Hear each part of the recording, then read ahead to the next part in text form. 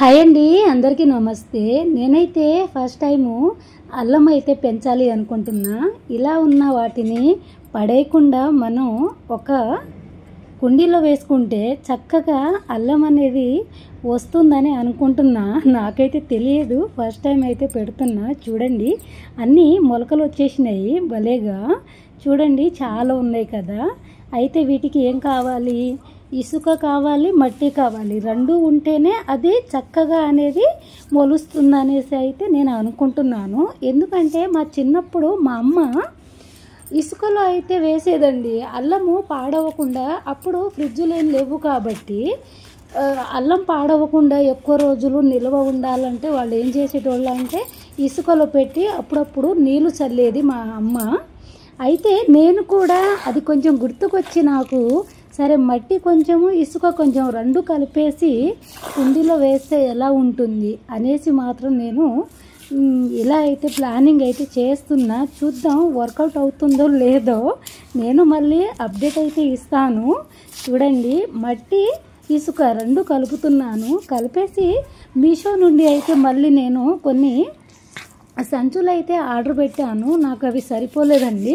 ఇంతకుముందు పెట్టినవి 10 వచ్చినాయి, అవి సరిపోలేదు. మళ్ళీ నేను ఆర్డర్ పెట్టాను. మళ్ళీ ఒక 10 సంచులు అయితే వచ్చినాయండి.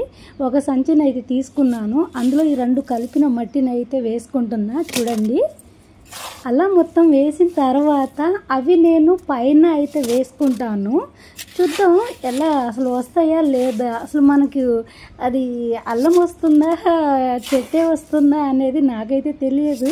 మళ్ళీ అయితే అప్డేట్ అయితే ఇస్తాను. నా వీడియోని చూస్తూ ఉండండి ఫ్రెండ్స్, ఓకేనా. ఇంతకుముందు అల్లం ఇలాగే మొలకలు వస్తే నేను అక్కడి వరకు కట్ చేసి పడేసేదాన్ని. నాకు ఈరోజు ఐడియా వచ్చింది, ఎందుకు పడేయడము, ఇలా పెట్టుకుంటే వస్తుందో రాదో చూద్దాము. సరే, ఎన్ని రకాల చెట్లు అయితే పెంచుకుంటున్నాను కదా, ఇది కూడా ఒకటి పెడదాము, వస్తే వచ్చింది లేదంటే లేదు అన్నట్టుగా నేనైతే ట్రై అయితే చేస్తున్నా. చూడండి, మట్టిలో వానపాము ఉండడం వల్ల మంచిదే, ఎందుకంటే మట్టిని గుల్లా చేస్తుంది. సగం వరకు మట్టి పోసిన తర్వాత ఇవి అందులో అక్కడొకటి అక్కడొకటి అయితే పెట్టుకుంటున్నా అల్లము.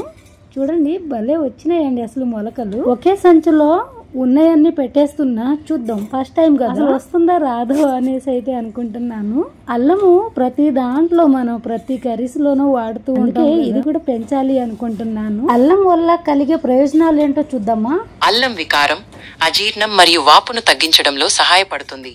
ఇది నొప్పిని కూడా తగ్గిస్తుంది, జీర్ణక్రియను మెరుగుపరుస్తుంది మరియు జింజరాల్ అనే ఒక శక్తివంతమైన యాంటీ ఆక్సిడెంట్ మరియు యాంటీ ఇన్ఫ్లమేటరీ సమ్మేళనాన్ని కలిగి ఉంటుంది. అల్లం వల్ల ప్రయోజనాలు ఏంటో విన్నారు కదా, మీరు కూడా ఒకసారి ఇలా ట్రై చేయండి. చూడండి, ఇది ఎంత పెద్దగా వచ్చిందో అసలు మొలక. నేను మళ్ళీ అప్డేట్ అయితే ఇస్తాను. దాని తర్వాత ఇంకొంచెం మట్టి అయితే వేసుకుంటున్నా. ఇలా చెట్లు పెంచడం అలాగా ఎంతమందికి ఇష్టం మీకు కామెంట్ చేయండి ఫ్రెండ్స్, ఓకేనా. నిన్న ఈవినింగ్ అయితే ఫుల్ రైన్ అండి, వర్షం అయితే ఫుల్ పడ్డది. మట్టి అయితే నేను పైన పెట్టాను, మొత్తం తడిసిపోయింది. ఇలా కలిపిన మట్టి మొత్తం అయితే పైన అయితే వేసేస్తున్నా.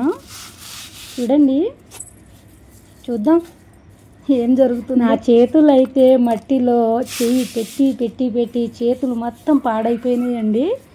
ఎండ ఫుల్ ఎండ కొడుతుంది. అమ్మో, చెమటలు అయితే కారిపోతున్నాయి. అసలు ఫుల్ ఎండ ఉంది.